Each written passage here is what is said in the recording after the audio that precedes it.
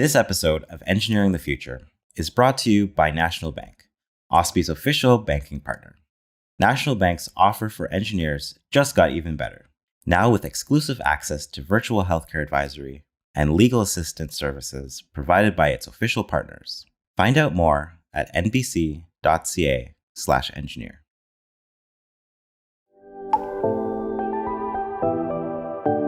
This podcast is brought to you by OSPE, the Ontario Society of Professional Engineers, the advocacy body for professional engineers in the engineering community in Ontario. Welcome to Engineering the Future, a podcast presented by the Ontario Society of Professional Engineers. I'm your host, Jerome James. Today, I'm joined by Beatrice Sze, the chair of the OSPE Data Governance Working Group, which has created a series of white papers on data innovation and governance. Welcome to the podcast, Beatrice. Thanks, Jerome. It's great to be here. Excellent. So, Beatrice, can you start off by telling us a little bit about yourself? Why did you participate in this white paper, these series of white papers, and what type of content should readers expect? Yeah, it's so great to be here, Jerome.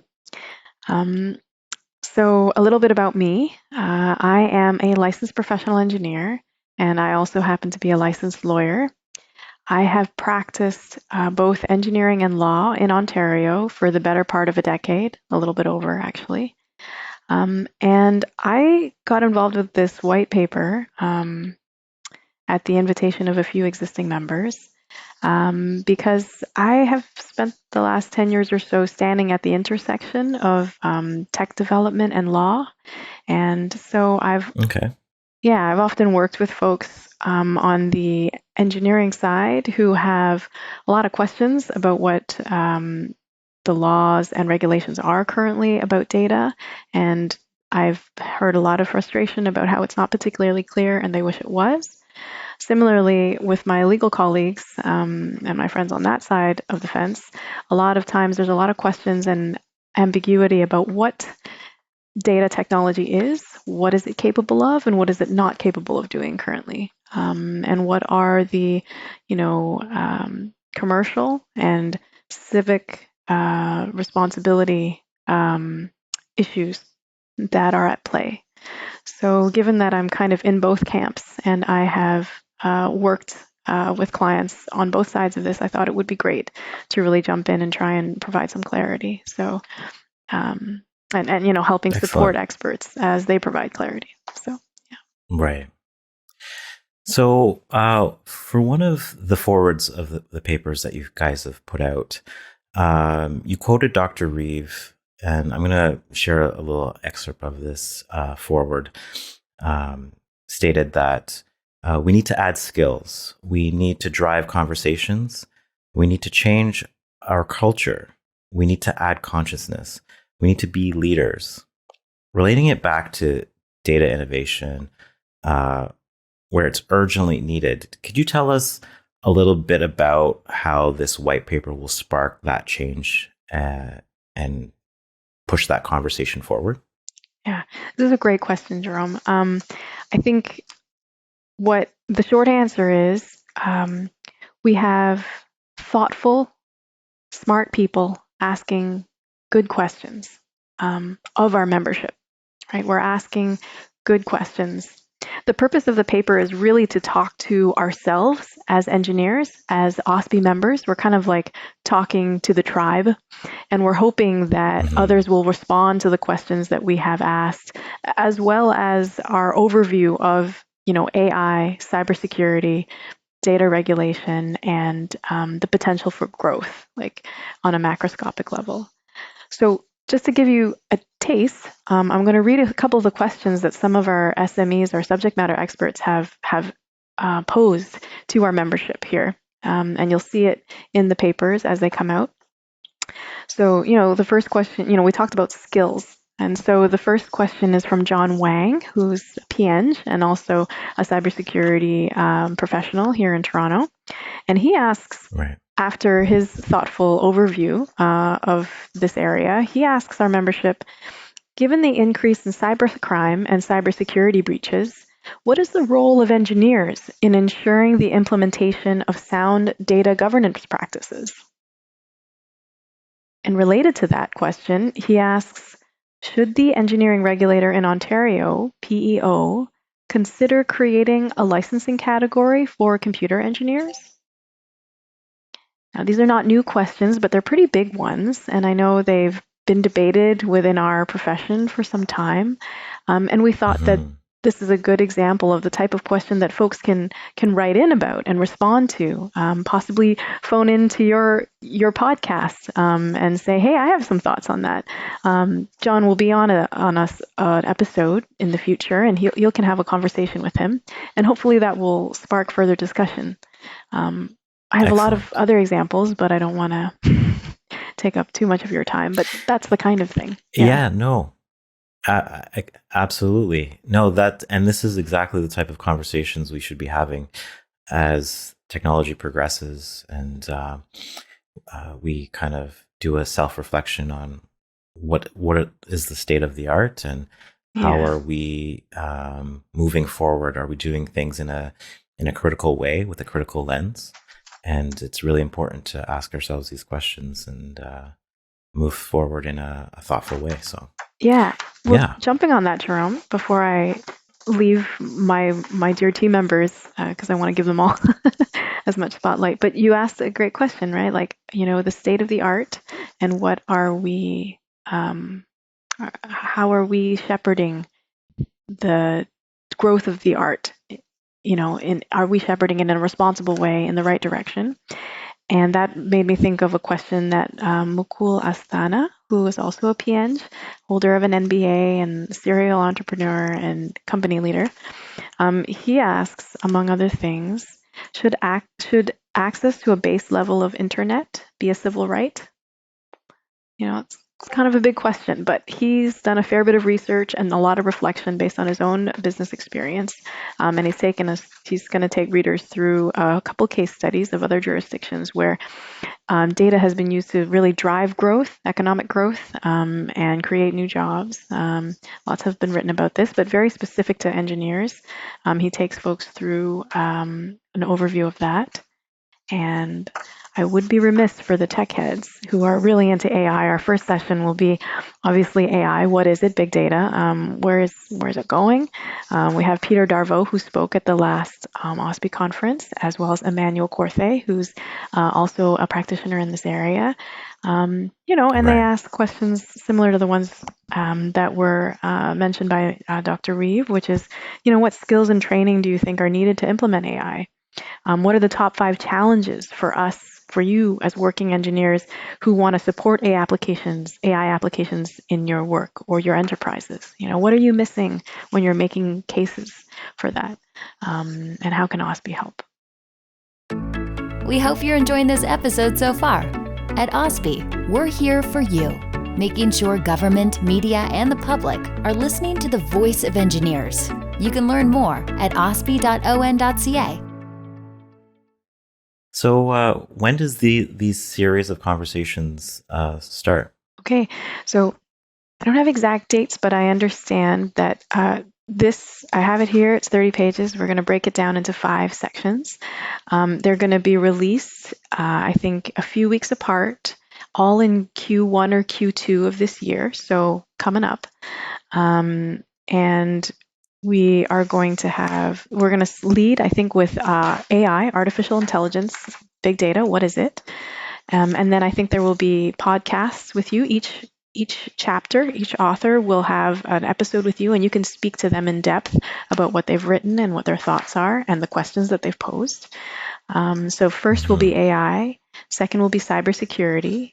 Third, we're very lucky in this way. Third chapter is data regulation, and what is the current state of the law. And we have Sujoy Chatterjee, who is not an engineer, but a very learned and experienced lawyer in this area, and who has been working with us, embedded in our OSPE working group, to try and understand what the needs of engineers are, what kinds of questions do they wish they had more clarity about when it comes to the law. in this area. And we have some questions from a former OSPE member as well, staffer, who asked questions from civil society, right?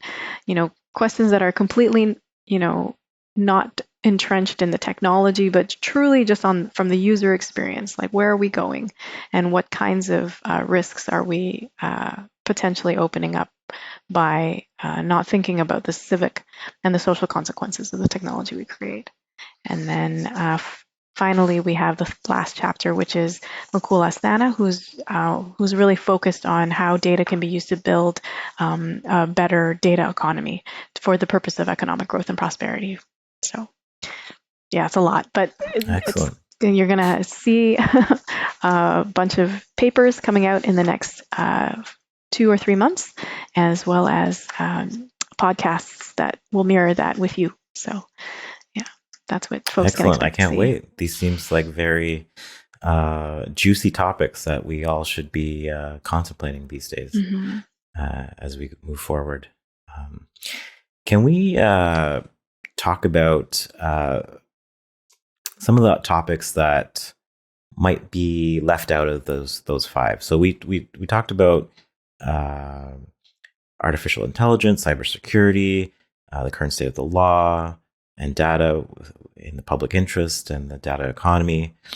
Are there other data-related topics that have been left out that we still, should have in the conversation, should explore in the future? Yeah, absolutely. I too come to mind as like the next step. I climate change. How do we use data technology and data innovation to really help our generation work on the problem of reducing carbon emissions and getting our society to a place where folks can feel comfortable about the state of the natural world and the state of our retirement, right? What the world will be like when we retire.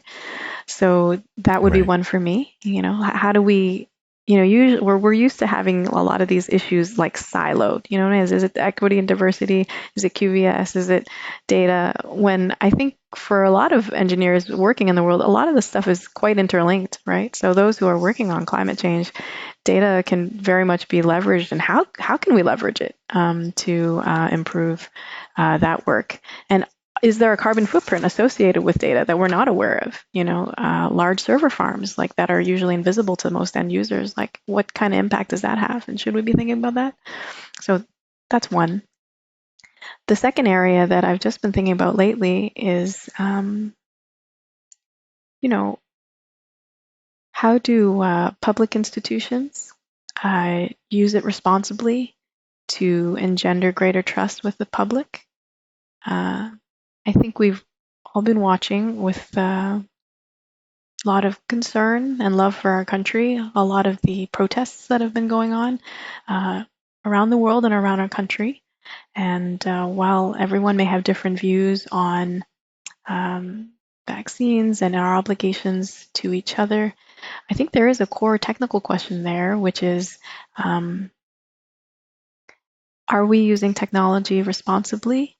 And are we listening to each other when we're not talking about the tech, right? Like, is tech helping us hear each other better and protect each other? Or is it creating greater division or mistrust? And if there is division and mistrust, maybe better communication is required.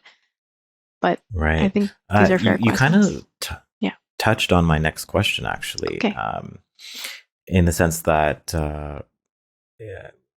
moving into other jurisdictions outside of engineering within the greater Ontario aspect of and the public at large, how do you see these ideas, like you said, the future of civil disobedience and et cetera? How do you see that these big ideas and these topics will change and evolve with respect to policy changes with better data in the future? Well, I don't know about policy, and I can't comment on that specifically, but I think civil disobedience and speaking to each other and speaking to more powerful entities than the speaker. I think that's already changed, right? With the rise of social media, it used to be that you would gather a number and your physical presence sort of demonstrated your vote or your message. Since 2004, 2005, we have so much. We have now have this ecosystem of debate where that's very much online, and how exactly is that are netizens counted? And how do you account for bad actors that might co-op accounts or platforms, for a particular cause, but are not actually representative of actual citizens within the state, right? How do we manage those risks? I mean, I don't personally have the answer to those questions, but I do think that these are great questions to ask. And I think you asked about who else we might want to bring to the table. Like what other sectors do you think would be affected with better data governance and data governance innovation? How do you see that bigger picture, the bigger population outside of engineering affected by these concepts? Yeah, I think right now the technology that we build is affecting everyone in a really massive way, in ways that maybe we don't even often appreciate when we create these solutions. What can seem like just scraping of customer information to sit in a spreadsheet on a server somewhere can have like real consequences a few years down the line if we're not properly managing it or thinking about it. And one of the things I will say is, you asked some great questions about like the arc of civil disobedience and the impact that might have on policy.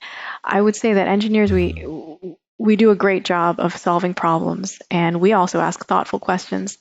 And one of the things we should be open to, I think, is bringing folks with non-technical backgrounds to the table, but who have specialized in things like policy, the humanities, history, psychology, because all of that comes to bear in a lot of these questions. And we have to know when our expertise should be, or when their expertise should be deferred to, when other colleagues outside of the sciences who have studied the arts might really have some thoughtful insight that could really solve the problem. I think the tent is getting bigger on the projects that we're working on. They have to. And I hope that one of the things I would say to our membership conversation is, consider your liberal arts colleagues and think about embedding some non-technical specialists into your design teams. They might be able to provide insight that we don't traditionally think about. Well, thank you so much for providing us with such a wealth of information with regards to data governance today. I'm sure that these topics will be relevant for years to come, and I look forward to hearing your colleagues on their aspects of their research. Thanks, Jerome. Really appreciate it. Beatrice Sze is the chair of the OSPE Data Governance Working Group, which has created a series of white papers on data innovation and governance. Make sure to keep an eye out for future publications of this work. I am Jerome James, and you've been listening to Engineering the Future.